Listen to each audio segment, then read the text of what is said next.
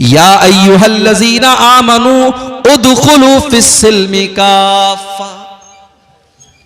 मुसलमान तो ऐसे भी हैं।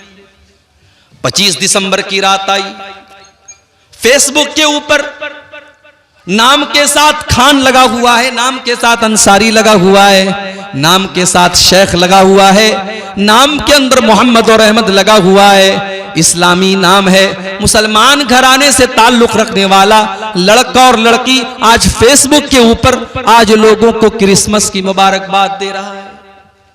जाकर देख लीजिए आप, बहुत सारे आपके अररिया के भी नौजवान होंगे, वो भाईचारा दिखाने के लिए, वो अपने गैर मुस्लिम भाइयों से दोस्ती दिखाने के लिए और ये दिखाने के लिए कि हम कट्टर नहीं हैं, हम तो बड़े सेकुलर लोग हैं, हम तो बड़े लिबरल लोग हैं, हम तो बड़े साफ सुथरे जहन के लोग हैं, हमें मौलवियों ने पट्टी नहीं पढ़ाई है, हम तो ईद का त्योहार भी मनाते हैं और हम क्रिसमस और दिवाली की मुबारकबाद भी देते हैं। आज कितने मुसलमान हैं जो मैरी क्रिसमस लिख करके अपने फेसबुक के ऊपर और अपने व्हाट्सएप के स्टेटस के ऊपर डाल रहे हैं। क्या आपको पता है कि इस क्रिसमस की मुबारकबाद दे करके आप क्या साबित करना चाहते हैं?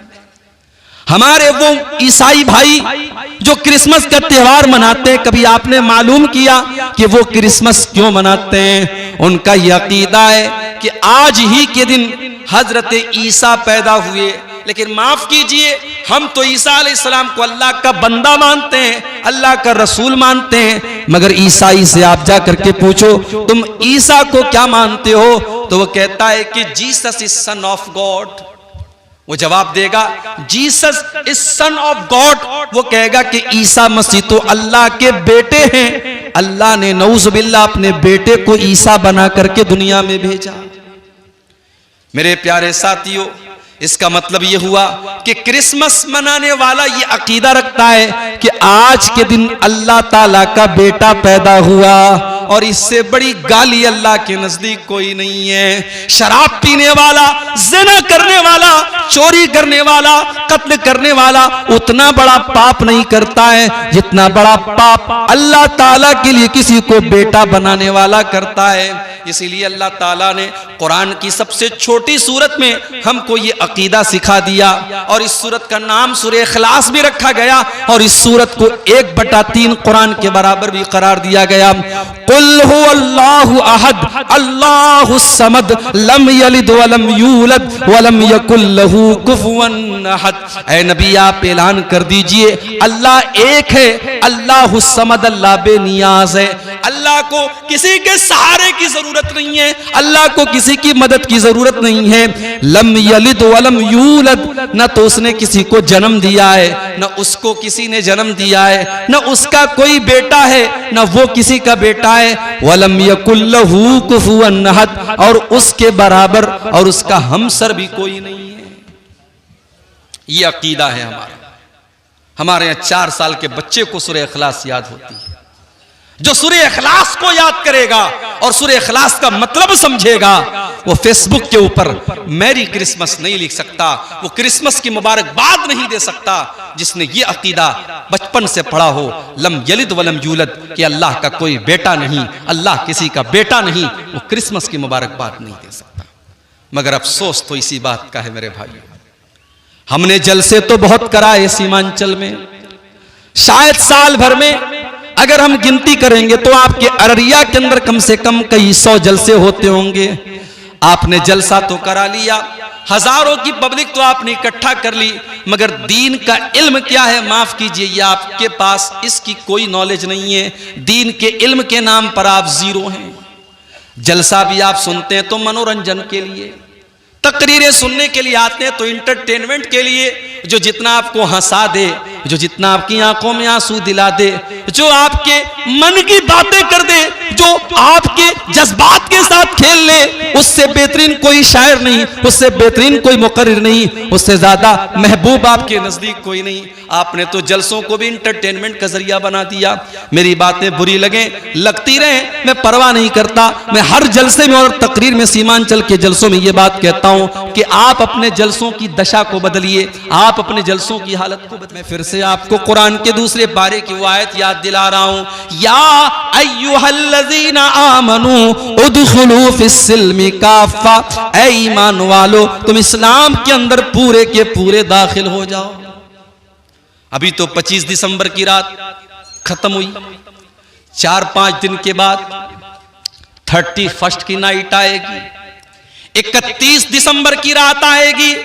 साल भर में जितनी शराब नहीं पी जाती उतनी उस एक रात में पी जाती है। साल भर में जितना ज़िना नहीं होता उस एक रात में होता है। साल भर में जितना नाच गाना नहीं होता उस एक रात में होता है। आपके पूर्णिया में, आपके अररिया में, आपके फॉरबिसगंज में, आपके कटिहार में, आपके पटना में, आपके तमाम बड़े बड़े शहरों में जो 5 स्टार होटल हैं वहां प्रोग्राम होते हैं। वहां नाचने वाली नचनिया को बुलाया जाता है, वहां डांस करने वाली डांसर को बुलाया जाता है। और आपको जानकर के हैरत होगी 20-20 हजार के टिकट वहां पर होते हैं और हमारा मुसलमान नौजवान टिकट की लाइन में लगकर के वो टिकट खरीदता है और हैप्पी न्यू ईयर का जश्न मनाने जाता है। वो लोगों जो अपने आप को मुसलमान और मोमिन करार देते हो, अपने आप को मुसलमान समझते हो, ऐ मेरे आखिरी नबी का कलमा पढ़ने वालों और इस्लाम के साथ अपना रिश्ता जोड़ने वाले मुसलमानों,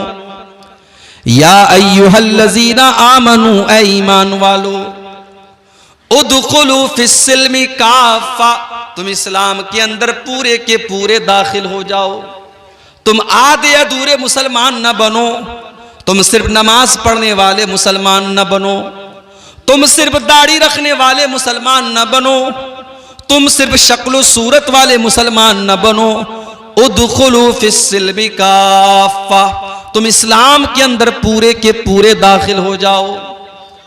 जब तुम मस्जिद में जाते हो, 5 टाइम की नमाज तुम पढ़ते हो और अपने आप को ये समझते हो कि तुम इस्लाम के अंदर दाखिल हो, तो जब तुम मार्केट के अंदर कारोबार करने जाते हो, जब तुम दुकान खोल करके बैठते हो, जब तुम बिजनेस करते हो, जब तुम व्यापार करते हो, तो अपने कारोबार के अंदर भी तुम मुसलमान बनो। जब तुम किसी के साथ लेन देन का मामला करते हो, जब तुम किसी से पैसे का लेन देन करते हो, तो वहां पर भी तुम मुसलमान बनो। तुम्हारा अखलाक कैसा है, तुम्हारा व्यवहार कैसा है, तुम्हारा लोगों के साथ सलूक कैसा है, तुम उस सलूक और अखलाक के अंदर भी मुसलमान बनो। बंगाल में आप यकीन कीजिए, जिन साहब के घर में मेहमान बन के गया था, दरवाजे पर दाखिल होते ही मैंने मकान के टाइल पर देखा तो अजमेर शरीफ का फोटो बना हुआ है और ऊपर लिखा हुआ है ख्वाजा गरीब नवाज। ये उनके मकान की टाइल के ऊपर ये तस्वीर लगी है। मुझे बड़ा अचंबा हुआ, हैरत हुई। मैंने पूछा कि भाई साहब, ये जिसके मकान में मैं आया हूं, ये मसलक के एतबार से क्या है, ये कौन से मसलक से ताल्लुक रखते हैं? जवाब मिला, ये बड़े पक्के अहले हदीस हैं। मैंने कहा बड़ी हैरत की बात है, अहले हदीस के मकान में टाइल लगा हुआ है और टाइल के ऊपर अजमेर का फोटो लगा है और अजमेर के फोटो के साथ साथ ये लिखा हुआ है ख्वाजा गरीब नवाज। मैंने बुलाया उनको, मैंने कहा भाई साहब ये क्या लगवाया आपने? कहा जब मैं मकान बनवा रहा था, मैं टाइल की दुकान पर गया, बहुत सारे टाइल उसने मुझे दिखाए, ये मुझको अच्छा लगा, मुझे लगा कि इसके अंदर कुछ अच्छी बातें लिखी हैं, इसके अंदर अच्छी सी तस्वीर बनी है, मैंने ये सोच करके इसको टाइल लगा लिया। मैंने कहा भाई साहब, आपने ये पता क्यों नहीं करने की कोशिश की कि इस टाइल के ऊपर क्या लिखा है और किस चीज का फोटो बना है? आपका ये टाइल ये बता रहा है कि आप इस शिरकिया अकीदे का सपोर्ट कर रहे हैं। इसमें हजरत ख्वाजा मोइनुद्दीन चिश्ती अजमेरी, जो बहुत बड़े अल्लाह के वली और नेक बंदे थे, उनको गरीब नवाज का दर्जा दिया गया है। मैंने कहा आप अहले हदीस हैं, आपको शर्म आनी चाहिए। बोले मौलवी साहब मुझे मालूम नहीं था, मुझे पता नहीं था। मैंने कहा मैं उम्मीद करता हूं कि अगली बार जब मैं आऊंगा तो आपके मकान का ये टाइल निकल करके दूसरा इसकी जगह लगा होगा। ये हालत है आज बंगाल के और सीमांचल के इलाकों की मेरे प्यारे साथियों, जहां हर साल हजारों की तादाद में जलसे होते हैं, अगर ये जलसे हो रहे हैं और आपके दीनी शऊर के अंदर कोई इजाफा नहीं हो रहा है, आपके दीन की नॉलेज में कोई इजाफा नहीं हो रहा है, आपको तौहीद का मतलब नहीं पता, आपको नमाज का तरीका नहीं पता, आपको अपनी आखिरत के बारे में कोई एहसास नहीं है, तो मेरे भाइयों फिर इन जलसों का बंद हो जाना बेहतर है, इन प्रोग्रामों का बंद हो जाना बेहतर है। या अय्युहल्लज़ीना आमनू उदखुलू फिस्सिल्मि काफ़ा, ऐ ईमान वालो तुम इस्लाम के अंदर पूरे के पूरे दाखिल हो जाओ, तुम पूरे के पूरे मुसलमान बनो, तुम आधे अधूरे मुसलमान न बनो, तुम इनकम्प्लीट मुसलमान न बनो, तुम कंप्लीट मुसलमान बनो। क्रिसमस की मुबारकबाद दे रहा है। जानते हो अल्लाह ताला को ये बात इतनी ज्यादा नापसंद है, इतनी ज्यादा नापसंद है कि अल्लाह ने सूरह मरियम के अंदर फरमाया, वक़ालु इत्तख़ज़र रहमान वलदा लक़द जीतुम शैअन इद्दा तकादुस समावातु यतफ़त्तरन मिन्हु व तनशक़्क़ुल अर्ज़ु व तख़िर्रुल जिबालु हद्दा अन दअू लिर्रहमानि वलदा। हो लोगो तुम कितने बड़े नादान हो, तुमने अल्लाह का बेटा बनाना शुरू कर दिया। ये आसमान फट जाए, ये जमीन फट जाए, ये बड़े बड़े पहाड़ गिर जाएं, ये इतनी बड़ी बात नहीं होगी जितनी खतरनाक बात तुम अपने मुंह से निकालते हो कि रहमान ने किसी को अपना बेटा बना लिया, अल्लाह ने किसी को अपना बेटा बना लिया। वमा यंबगी लिर्रहमानि अन यत्तखिज़ वलदा, अल्लाह ताला किसी को अपना बेटा नहीं बना सकता, अल्लाह का कोई बेटा नहीं हो सकता। इन कुल्लु मन फिस समावाति वल अर्दी इल्ला आतिर रहमानी अबदा। कल कयामत का दिन होगा, कल कयामत का दिन होगा और दुनिया के बड़े बड़े बादशाह अल्लाह के दरबार में हाजिर होंगे। फिरौन भी आएगा, कारून भी आएगा, नमरूद भी आएगा, हिटलर भी आएगा, हिंदुस्तान के वज़राए आज़म भी आएंगे, हिंदुस्तान के बादशाह भी आएंगे, हिंदुस्तान पर हुकूमत करने वाले लोग भी आएंगे। वो लोग भी आएंगे जिनके बारे में शायर ने कहा था, कुर्सी है तुम्हारा ये जनाजा तो नहीं है, कुछ कर नहीं सकते तो उतर क्यों नहीं जाते। वो बेशर्म और बेगैरत लोग भी आएंगे जो कुर्सी और इख्तिदार से चिपक करके रहना जानते हैं। वो लोग भी आएंगे जिनको ये लगता था कि उनका इख्तिदार कभी खत्म नहीं हो सकता, उनका पावर कभी खत्म नहीं हो सकता। अल्लाह फरमाता है, इन कुल्लु मन फिस समावाति वल अर्दी इल्ला आतिर रहमानी अबदा।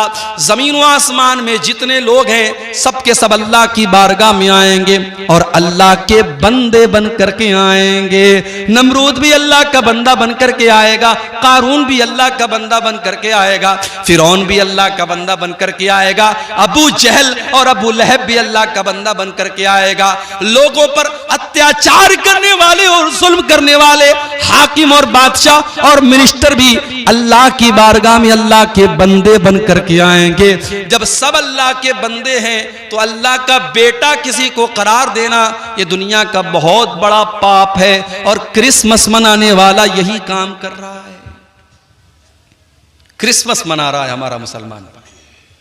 स्कूल के अंदर बच्चा पढ़ रहा है, वहां एक दाढ़ी रख करके लंबी टोपी लगा करके एक इंसान आता है और वो बच्चों को टॉफी बांटता है। वो क्रिसमस के मौके पर, वो ईसा मसीह की पैदाइश की खुशी के मौके पर लोगों को टॉफी बांटता है और मुसलमानों के बच्चे भी कॉन्वेंट स्कूलों में जाकर के वो टॉफी कलेक्ट करते हैं, वो चीजें सीख रहे हैं। यही नहीं, स्कूलों के अंदर फंक्शन होता है, ड्रामा होता है और वहां पर मुसलमान बच्चे भी ये क्रिसमस का पूरा ड्रामा मना रहे हैं। मेरे प्यारे साथियों, वज़ा में तुम हो नसारा तो तमद्दुन में हुनूद, ये मुसलमान है जिन्हें देख के शर्माए यहूद। अरे हमारा तो इस्लामी कैलेंडर मुहर्रम के महीने से शुरू होता है, हमारा इस्लामी कैलेंडर मुहर्रम के महीने से शुरू होता है और हमें तो मुहर्रम के महीने में भी नया साल मनाने की इजाजत नहीं दी गई। हमें तो वहां पर भी नया साल मनाने की कोई रस्म नहीं निभाना है। ये कैलेंडर तो हमारा कैलेंडर भी नहीं है। बेगाने की दीवानी, बेगाने की शादी में अब्दुल्ला दीवाना, हम अंग्रेजी कैलेंडर का नया साल का जश्न मना रहे हैं, हम हैप्पी न्यू ईयर लिख रहे हैं, हम फेसबुक के ऊपर लोगों को मुबारकबाद दे रहे हैं, हम व्हाट्सएप के ऊपर लोगों को मुबारकबाद दे रहे हैं, जबकि ये मुबारकबाद का टाइम नहीं है। अगर आपकी जिंदगी से सन 2022 खत्म हो रहा है और सन 2023 शुरू हो रहा है, तो ये कोई खुशी की बात नहीं है, ये तो सोचने की बात है, ये तो रोने का मकाम है, ये तो गौर करने का मकाम है कि आप तो अपनी जिंदगी के 1 साल को आपने और गंवा दिया, आप तो अपनी मौत से कदम और करीब हो गए, आपकी जिंदगी की किताब से एक वर्क अल्लाह ताला ने और निकाल दिया और आपकी जिंदगी की ईंट से एक और जिंदगी की इमारत से एक ईंट और गिर गई। होना तो ये चाहिए था, आप अपना जायजा लेते, आप अपने गिरेबान में झांकते और सोचते कि 2022 में मैं नमाज नहीं पढ़ता था, चलो 2023 शुरू हो रहा है, नया साल शुरू हो रहा है, आए अल्लाह मैं तुझसे वादा करता हूं कि अब इस नए साल में मैं 5 टाइम की नमाज पढ़ूंगा। आप कुरान नहीं पढ़ते थे, होना तो ये चाहिए था, साल पलट रहा है तो आप अपनी इस कमी को दूर करते, आप अपनी जुबान से गाली निकालते थे, आप अल्लाह से वादा करें, आए अल्लाह सन 2023 शुरू हो रहा है, आए अल्लाह मैं वादा करता हूं कि अब मैं अपनी जुबान को गाली से बचाऊंगा, मैं गुटखा खाता था, मैं नशा करता था, आए अल्लाह मैं अपनी जान के ऊपर जुल्म किया करता था, आए अल्लाह 1 साल और मेरी जिंदगी का जा रहा है और एक नया साल मेरी जिंदगी में आ रहा है, आए अल्लाह मैं तुझसे वादा करता हूं कि अब मैं नशे को छोड़ दूंगा, मैं गुटखा खाना छोड़ दूंगा, मैं हराम काम करना छोड़ दूंगा। होना तो ये चाहिए था कि हम अपनी कमियों को तलाश करते, अपनी कोताहियों को तलाश करते और अपनी कमियों पर कंट्रोल पाते, मगर उल्टा मामला है, यहाँ तो शराब पी करके और डांस करके और नाच गाना करके नए साल का जश्न मनाया जा रहा है। मेरे नौजवान साथियों, ये जवानी आपको बड़ी कीमती मिली है, अल्लाह की कसम जवानी के अंदर जो कर सकते हैं आप वो बुढ़ापे में नहीं कर पाएंगे। इसीलिए अल्लाह के नबी फरमाते हैं कल कयामत के दिन जब सूरज 1 मील की दूरी पर होगा और सारी कायनात गर्मी से बेहाल होगी, अल्लाह ताला अपने कुछ खुशनसीब बंदों को अपने अर्श का साया देगा। उन खुशनसीब बंदों में एक इंसान वो भी होगा, वह शाबुन नशा फी इबादतिल्लाह, वो नौजवान जिसने अपनी जवानी को अल्लाह की इबादत में गुजारा होगा, जिसकी जवानी में उसने नमाज की पाबंदी की होगी। आज कितने लोग हैं, करोड़ों के मालिक हैं, करोड़ों के मालिक हैं, मगर हज नहीं करते। पूछो साहब हज क्यों नहीं करते? कहते अरे यार अभी लड़की की शादी करना है, अभी मकान बनाना है, अभी ये करना है वो करना है। मेरे प्यारे साथियों, ये कहां लिखा है कि सारे काम निपटा करके आप हज करने जाएं?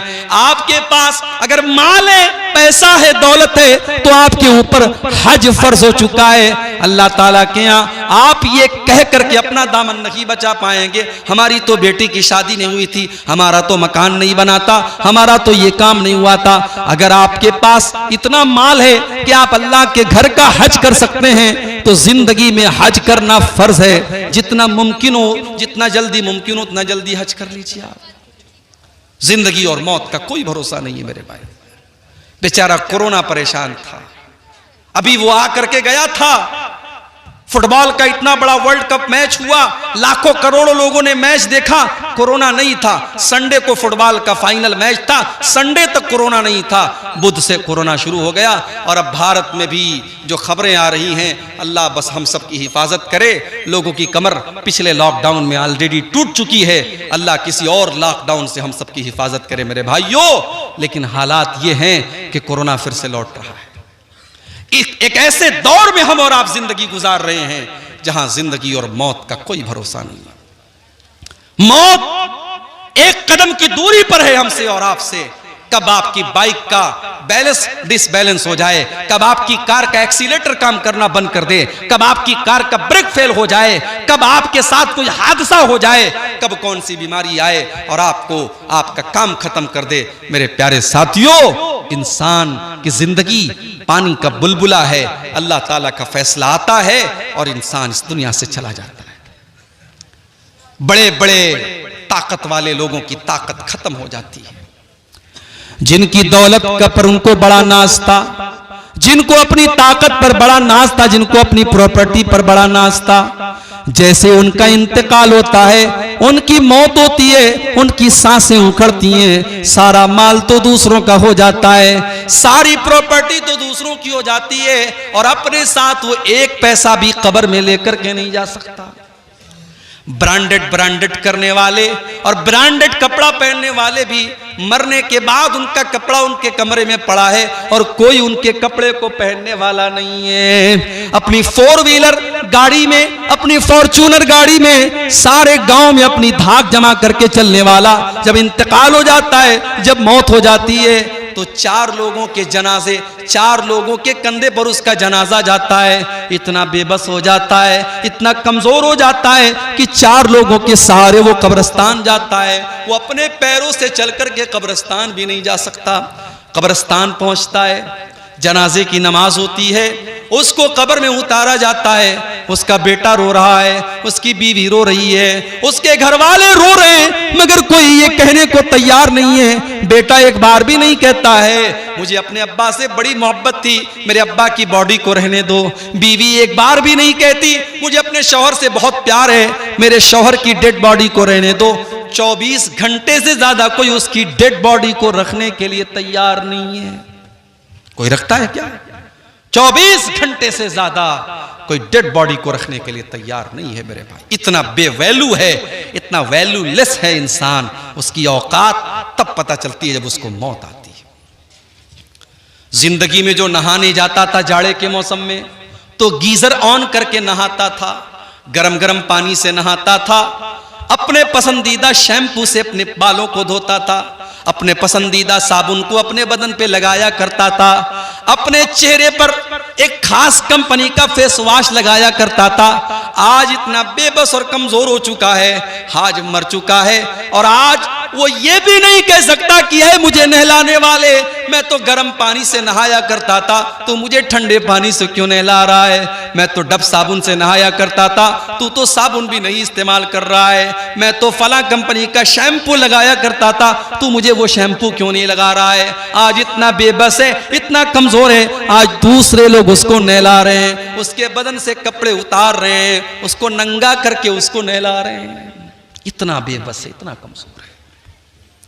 उसके पेट में कोई गंदगी है तो गुस्ल करने वाला उसके पेट को दबा करके उसके पेट की गंदगी को निकाल रहा है। मेरे प्यारे साथियों, जरा सोचो, वो दिन हमें और आपको भी देखना है। हमें और आपको भी हमारे मरने के बाद गुस्ल दिया जाएगा, हमारे मरने के बाद हमको कफनाया जाएगा, और उस कफन के कपड़े के अंदर कोई जेब भी नहीं है, कोई पॉकेट भी नहीं है। दुनिया में इंसान अपनी पॉकेट का बड़ा ख्याल रखता था, अपने पैसे का बड़ा ख्याल करता था, अपने पर्स में अपना ATM कार्ड लेकर के चला करता था, अपने मोबाइल में UPI लेकर के चला करता था।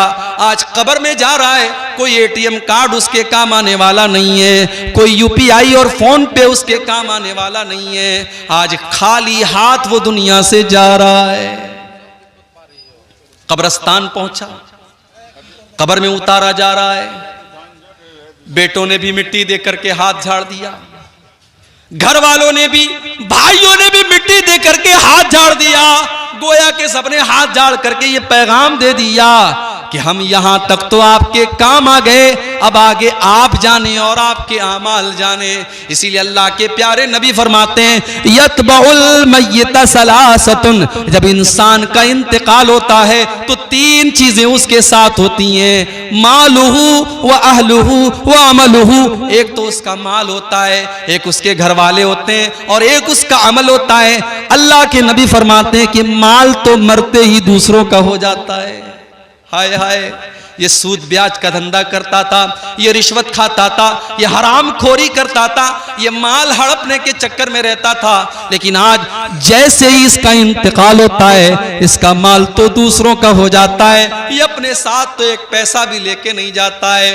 ओ हराम का और सूद और ब्याज का काम करने वालों, एक पैसा भी अपने साथ आप लेकर के नहीं जाएंगे, क्यों अपने बच्चों के पेट में हराम की कमाई डाल रहे हो? अल्लाह के नबी फरमाते हैं, कुल्लु लहमिन नबत मिन सौतिन फन्नारु औला बिही। जिस बदन की परवरिश हराम कमाई से की जाए वो बदन जहन्नम की आग में जाएगा। मुझे मालूम है कटिहार और सीमांचल के इलाकों में आज बंधन लोन के नाम से लोन की स्कीम चलाई जा रही है, औरतों के नाम से लोन लिया जा रहा है और एक बड़ी तादाद में मुसलमान आज लोन ले रहा है और सूद और ब्याज के ऊपर कर्जे ले रहा है। मेरे प्यारे भाइयों, ये हराम की कमाई आप अपने घर में ला करके अपने बच्चों की आखिरत क्यों बर्बाद कर रहे हो? अल्लाह के नबी फरमाते हैं माल तो मरते ही उसका साथ छोड़ देता है, घर वाले उसके कफन दफन तक उसका साथ देते हैं, उसको नहलाते हैं, उसको कफनाते हैं, उसके तजहीज़ और तकफीन तक उसका साथ देते हैं, उसको कब्र में दफनाने तक उसका साथ देते हैं। लेकिन जब कब्र में चला आया, जब कब्र का सन्नाटा और कब्र की तारीकी में पहुंच गया तो वहां पर ना उसका माल उसके काम आएगा, ना उसके घर वाले उसके काम आएंगे। वहां पर अगर कोई चीज काम आएगी तो उसका अमल काम आएगा।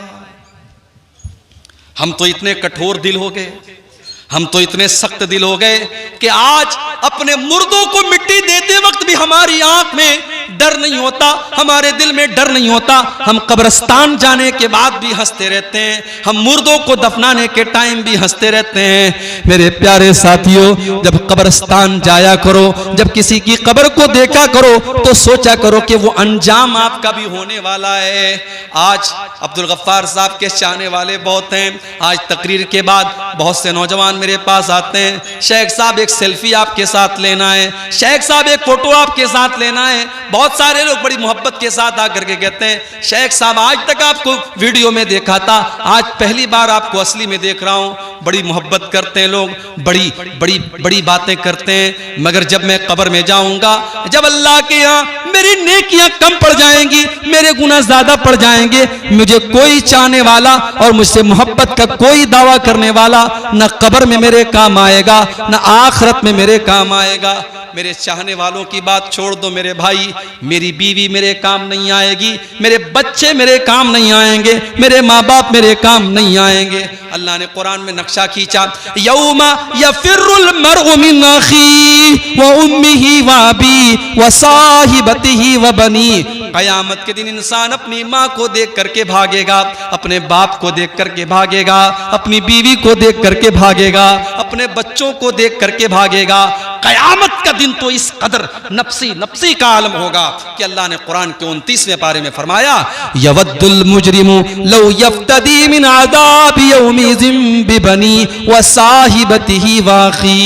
कयामत के दिन इंसान ये कहेगा, आए अल्लाह मेरे बच्चों को तू ले ले, मुझे छोड़ दे, मेरे माँ बाप को तू ले ले, मुझे छोड़ दे, आए अल्लाह मेरी जगह मेरी बीवी को तू सजा दे दे, लेकिन मुझको छोड़ दे। लेकिन अल्लाह फरमाएगा नहीं नहीं, हमारी बारगाह में ऐसा नहीं हो सकता। ला तज़िरु वाज़िरतुन विज़रा उख़रा। कयामत के दिन कोई किसी का बोझ नहीं उठाएगा। वो दिन होगा कयामत का दिन। उस दिन का डर आज हमारे दिलों से मेरे भाइयों निकल चुका है। हजरत उमर फारूक को देखो, फजर की नमाज पढ़ा रहे हैं। आपको तो फजर की नमाज का पता भी नहीं होगा। जलसे में 1000 लोग आते हैं और फजर की जब अजान होती है, अस्सलातु खैरुम मिनन नौम की सदाएं बुलंद होती हैं। मस्जिद में जाकर के देखो तो 8-10 लोगों के अलावा कोई नजर नहीं आता। रात रात भर उर्दू में और बंगला में तकरीर सुनने वाले और बड़े बड़े शायरों से अल्लाह के नबी की तारीफ सुनने वाले फजर की नमाज में ख्वाब खरगोश के मजे ले रहे हैं, सो रहे हैं, और फजर की नमाज में वो हाजिर नहीं है।